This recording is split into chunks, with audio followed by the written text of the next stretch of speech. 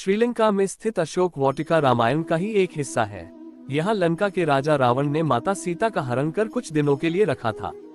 इस जगह के बारे में कई तथ्य हैं जो काफी दिलचस्प है और यहाँ जाने की लोगों की उत्सुकता को बढ़ाते हैं। भारत में हर कोई रामायण की कहानी से परिचित है। बच्चे तक जानते हैं कि माता सीता से शादी के बाद भगवान राम को 14 वर्ष के लिए वनवास जाना पड़ा था। इस दौरान लंका के राजा रावण ने सीता माता का हरण कर लिया था और कुछ दिनों के लिए उन्हें अपनी अशोक वाटिका में रखा था। लेकिन सवाल यह है कि क्या आज वास्तव में अशोक वाटिका श्रीलंका में मौजूद है, और अगर है तो वह कैसी है। ये सभी बातें यहाँ जाने की लोगों की उत्सुकता को बढ़ाती है। तो आइए जानते हैं रावण की अशोक वाटिका से जुड़ी कुछ दिलचस्प बातें। अशोक वाटिका रावण के महल के अंदर बनी हुई थी। सीता जिस अशोक के पेड़ के नीचे बैठती थी वह जगह आज भी सीता एलिया के नाम से प्रसिद्ध है। श्रीलंका सरकार की एक रिसर्च कमेटी की एक रिसर्च में पता चला है कि सीता एलिया ही अशोक वाटिका है। यह आज भी वैसी है जैसे उस समय हुआ करती थी। हनुमान जी के पैरों के निशान मौजूद हैं। ये सभी जानते हैं कि भगवान राम के आदेश पर हनुमान जी सीता माता को ढूंढने लंका गए थे। उन्होंने सीता माता को भगवान राम की अंगूठी फेंकी, जिससे उन्हें अंदाजा हुआ कि हनुमान को भगवान राम ने ही भेजा है। आपको जानकर हैरत होगी कि श्रीलंका में आज भी वह जगह मौजूद है जहां पर हनुमान जी के पैरों के निशान पाए जाते हैं।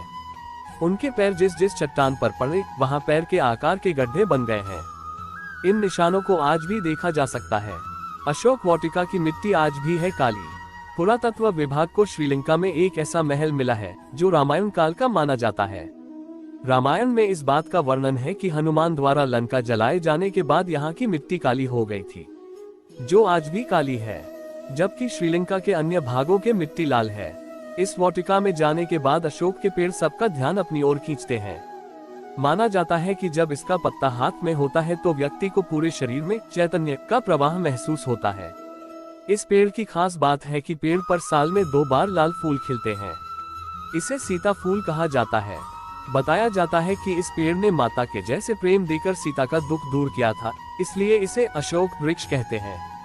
सीता एलिया गांव में सीता नदी के किनारे पहाड़ पर स्थित अशोक वाटिका का रास्ता काफी कठिन है। पहाड़ घने जंगल से भरा हुआ है, यहाँ तक कि यहाँ आसपास रहने वाले लोग भी जंगल में जाने की हिम्मत नहीं करते।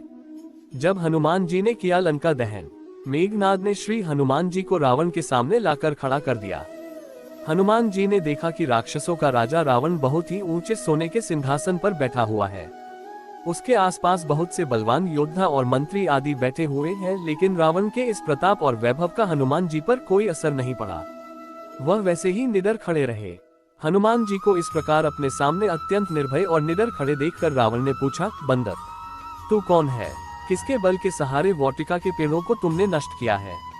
राक्षसों को क्यों मारा है? क्या तुझे अपने प्राण का डर नहीं है? मैं तुझे बहुत निडर और उद्दंड देख रहा हूँ।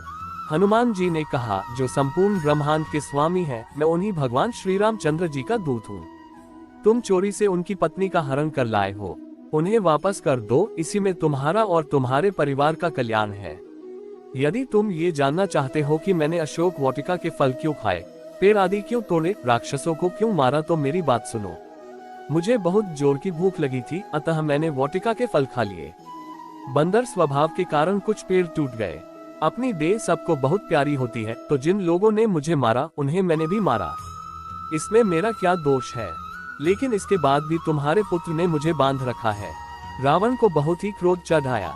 उसने राक्षसों को हनुमान जी को मार डालने का आदेश दिया।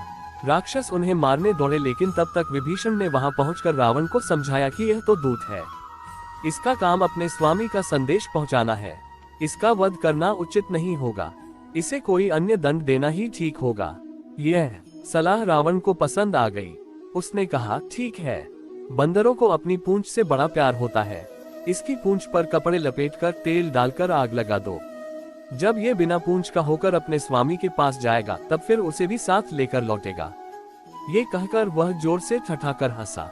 रावण का आदेश पाकर राक्षस हनुमान जी की पूंछ पर तेल से भिगो भिगोकर कपड़े लपेटने लगे। अब तो हनुमान जी ने बड़ा ही मजेदार खेल किया।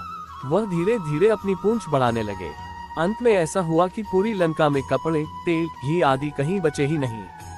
तब राक्षसों ने तुरंत उनकी पूंछ में आग लगा दी। पूंछ में आग लगते ही हनुमान जी फुर्ती से उछलकर एक ऊंची अटारी पर जा पहुंचे। वहां से चारों ओर कूद कूद कर वह लंका को जलाने लगे। देखते ही देखते पूरी नगरी आग की विकराल लपटों में घिर गई। सभी राक्षस राक्षसियां जोर जोर से रोने और चिल्लाने लगे। वे सब के सब रावण की निंदा कर रहे थे। रावण को आग बुझाने का कोई उपाय न सुझाई दे रहा था। हनुमान जी की सहायता करने के लिए पवन देवता भी जोर जोर से बहने लगे। थोड़ी ही देर में पूरी लंका जलकर नष्ट हो गई। हनुमान जी ने केवल विभीषण का घर छोड़ दिया। उसे